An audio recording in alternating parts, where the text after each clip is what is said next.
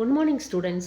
இன்னைக்கு கிளாஸில் பேசிக் concepts of chemistry சாப்டரில் இருக்கிற எக்ஸசைஸ் 1.9 பார்க்கலாம்.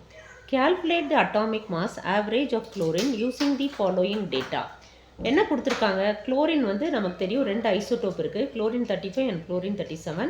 அதனுடைய பர்சன்டேஜ் அபண்டன்ஸ் கொடுத்துருக்காங்க 75.77 அண்ட் 24.23.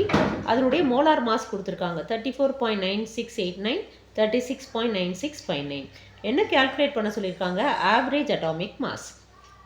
இப்போ ஆவரேஜ் அட்டாமிக் மாஸ் கால்குலேட் பண்ணுறதுக்கு என்ன ஃபார்முலான்னு பார்க்கலாம்.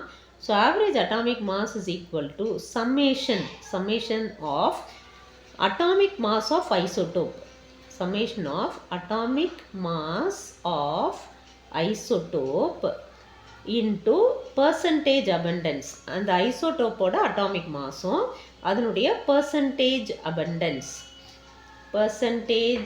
abundance divided by 100. இதுதான் வந்து ஃபார்முலா. ஆவரேஜ் அட்டாமிக் மாஸ் கண்டுபிடிக்கிறதுக்கு ஃபார்முலா என்ன?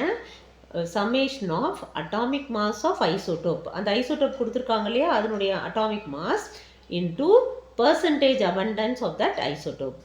இப்போ நமக்கு வந்து ரெண்டு ஐசோடோப் இருக்கு இல்லையா, குளோரின் 35. ஃபஸ்ட்டு குளோரின் 35 எடுத்துக்கலாம்.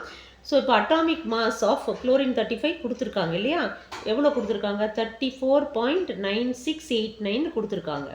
அதனுடைய abundance எவ்வளோ? 75.77. ஸோ இது ரெண்டையும் மல்டிப்ளை பண்ணணும். ஃபஸ்ட்டு Cl35 அதனுடைய மோலார் மாஸ், அதான் அட்டாமிக் மாஸ், அது வந்து 34.9689 இன்ட்டு அதனுடைய abundance எவ்வளோ அதை மல்டிப்ளை பண்ணணும். ப்ளஸ் நெக்ஸ்ட் ஐசோடோப் எடுக்கிறோம். நெக்ஸ்ட் ஐசோடோப் என்ன? Cl37.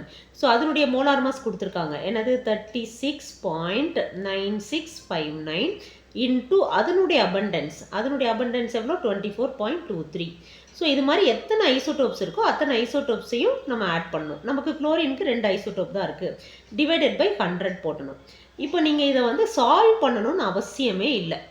உங்களுக்கு இந்த கொஸ்டின் எக்ஸாமில் வந்ததுன்னா இதை அவங்க கொடுத்துருக்கதை ஜஸ்ட் மல்டிப்ளை பண்ணி 100ன்னு போட்டு ஆன்சர் பார்த்தீங்கன்னா நமக்கு வந்து குளோரினோட அட்டாமிக் மாஸ் தெரியும் 35.45.